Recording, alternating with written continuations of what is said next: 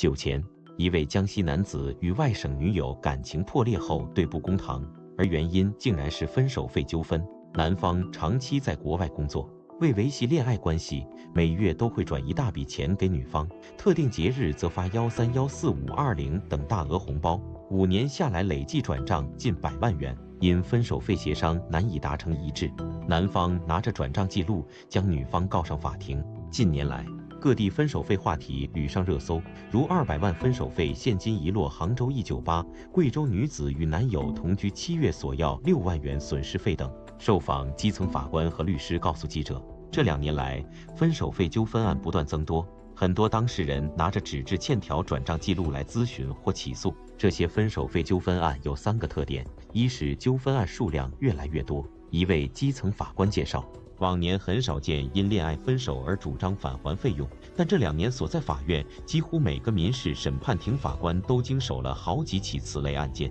一位律师也表示，每年仅咨询分手费的就有30多人。而在中国裁判文书网上，以分手费为关键词检索，近2年相关案件多达200起。二是纠纷金额越来越大，案件标的金额高达100万元的并不少见。三是争议事实繁多，感情掺杂金钱，很多转账记录难以定性，真伪不明。分手费怎么看？从法律上看，北京市中伦文德律师事务所律师康蒂发表示，无论是分手费还是青春损失费，这些都是社会俗语，不是法律术语，一般不能得到法律支持。司法实践中，更多的是结合双方恋爱期间转账时的意思表示等证据查明款项性质，以此确定是借款、赠与、附条件的赠与，还是不当得利等。不同的法律关系对应的法律后果不同。从情理上看，分手费纠纷中纯粹的自由恋爱关系被物化、量化，有的案例中，